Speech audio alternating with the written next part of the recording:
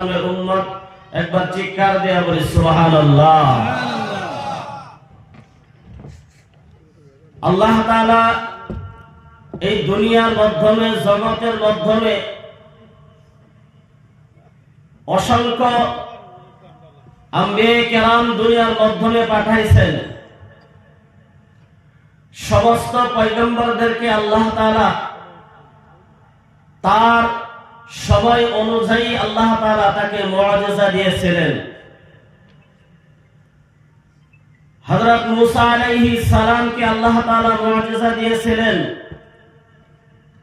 ওনাকে একটি লাঠি দিয়েছিলেন, জমিনের মাধ্যমে ছেড়ে দেওয়ার সাথে সাথে অজগর সাপ হয়ে যেত। জোরেকান কথা ঠিক কিনা?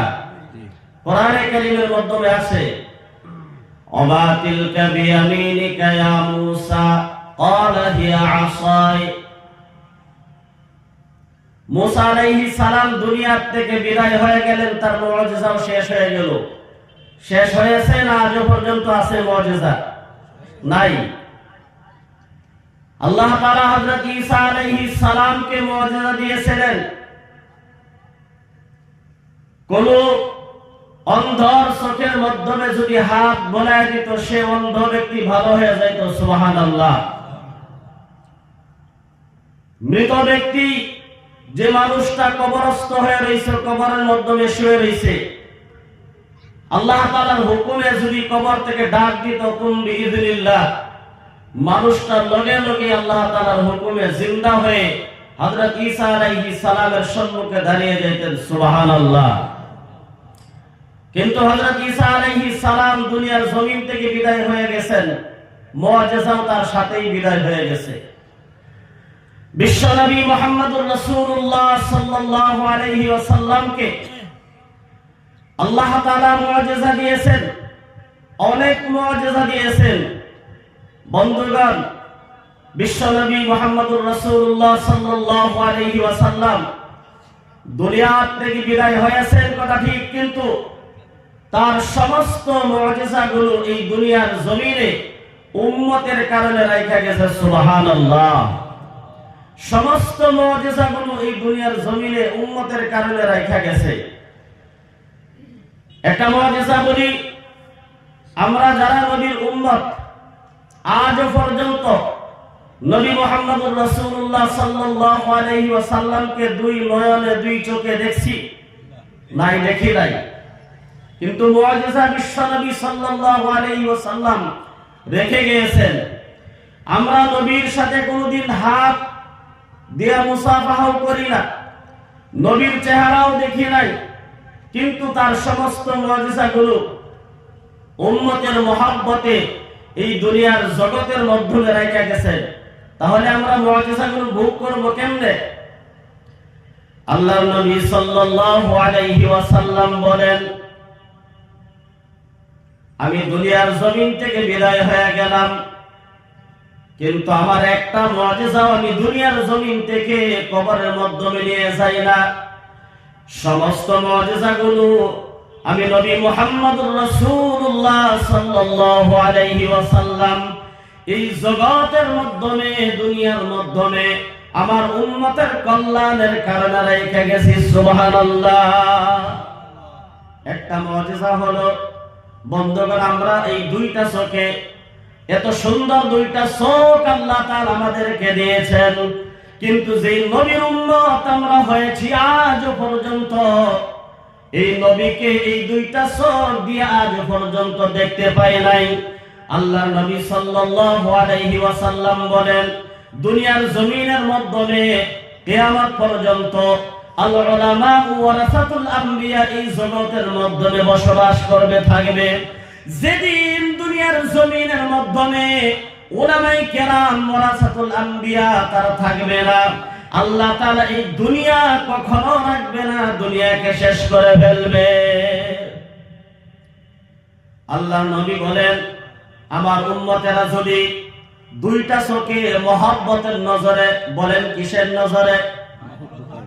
মহব্বতের নজরে ওয়ারাসাতুল আম্বিয়া হযরত উলামায়ে কেরাম, মাদ্রাসার আসাদায়ে কেরাম যারা আছেন, মসজিদের ইমাম সাহেব যারা আছেন, মাদ্রাসার শিক্ষক যারা আছেন, সুবাহি মক্তবের শিক্ষক যারা আছেন বন্ধুগণ, সাধারণ মানুষ যদি হুজুরদেরকে মুহাব্বতের নজরে যদি দুইটা নয়নে তাকায় হারে, বিশ্বনবী সাল্লাল্লাহু আলাইহি ওয়াসাল্লামের পবিত্র কোরআন যার উপরে নাযিল হয়েছে, এই ইমাম সাহেব 30 পারা কোরআন পড়তে জানে, যে হাদিসগুলা নবীজি সাল্লাল্লাহু আলাইহি ওয়াসাল্লাম বলতো, এই হাদিসগুলা মসজিদের ইমাম সাহেব জানে, মাদ্রাসার হুজুরেরা জানে।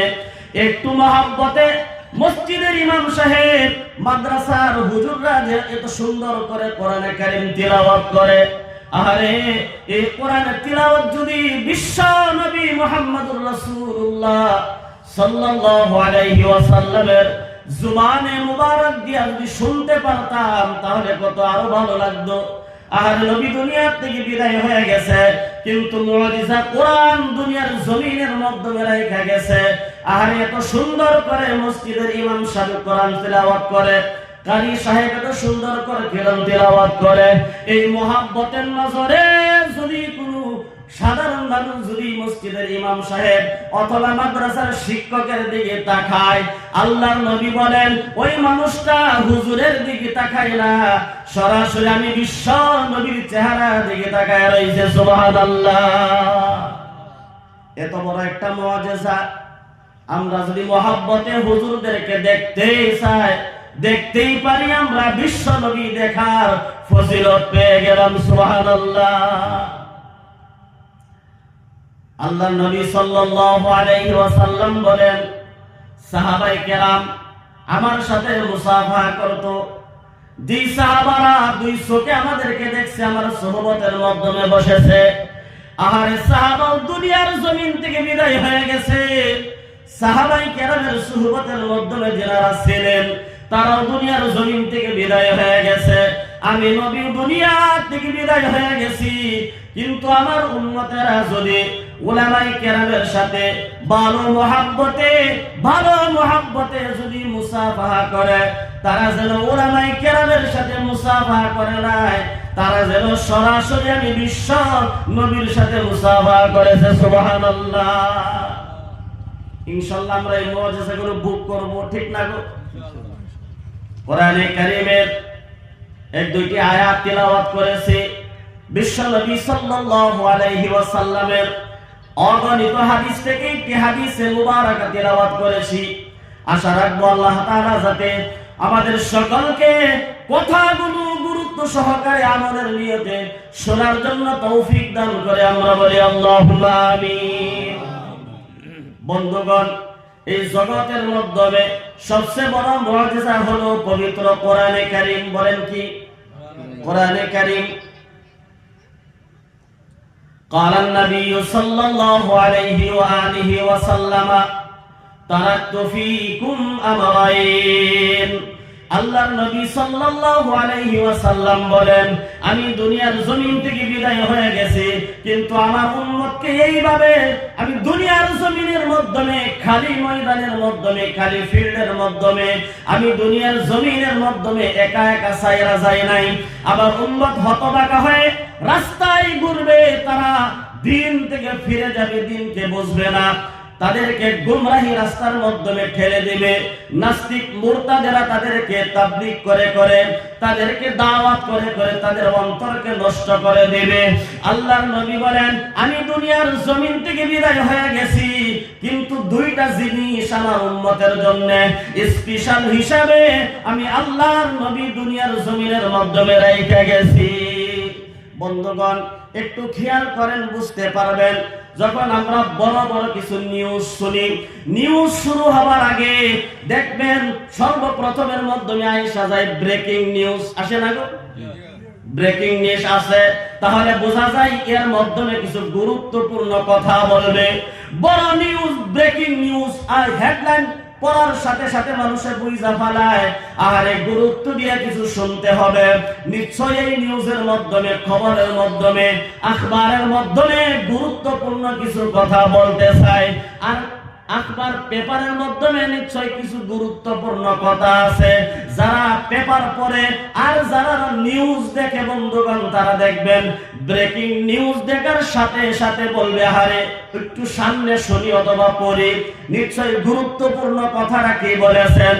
আল্লাহর নবী সাল্লাল্লাহু আলাইহি ওয়াসাল্লাম বলেন, আমি দুনিয়া থেকে বিদায় হয়ে গেছি, আমার উম্মতের জন্য আমি একটি ব্রেকিং নিউজ দুনিয়ার জমিনের মাধ্যমে ছাইরা গেছি। সুবহানাল্লাহ।